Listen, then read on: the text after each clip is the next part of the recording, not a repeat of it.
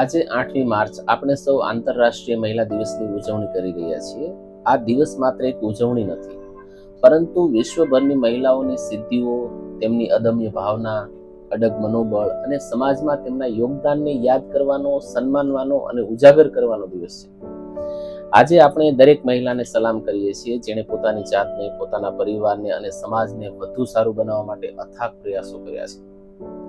મહિલા હોવું એ માત્ર એક લિંગ કે જાતિ નથી, પરંતુ એ એક લાગણી છે, એક શક્તિ છે, એક ભાવના છે.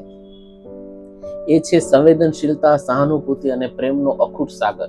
ક્યારેક માતાના રૂપમાં, ક્યારેક બહેનના રૂપમાં, ક્યારેક મિત્રના રૂપમાં અને ક્યારેક જીવનસાથીના રૂપમાં. મહિલા હંમેશા સંબંધોને પ્રેમ અને ત્યાગથી સિંચે છે. તેની આંખોમાં પોતાના પ્રિયજનોના સપના ચમકે છે અને તેના હાથમાં તેમના ભવિષ્યનું નિર્માણ કરવાની ક્ષમતા છે. ભલે ગમે તેટલા ઘા વાગે, ગમે તેટલા દુઃખ સહન કરવા પડે, તે હંમેશા બીજાના ચહેરા પર સ્મિત લાવવા માટે પ્રયાસરત રહે છે. તેની પોઝિટિવિટી, તેની હૂંફ અને તેનું અસ્તિત્વ જ આ ધરતીને સ્વર્ગ બનાવે છે. આ આંતરરાષ્ટ્રીય મહિલા દિવસ નિમિત્તે હું દરેક મહિલાને તેમની અનમોલતા, તેમની શક્તિ અને તેમના યોગદાન માટે અભિનંદન પાઠવું છું.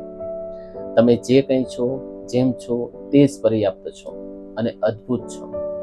તમારી શક્તિને ઓળખો, તમારા સપનાઓને પૂરા કરો અને જીવનમાં હંમેશા આગળ વધતા રહો.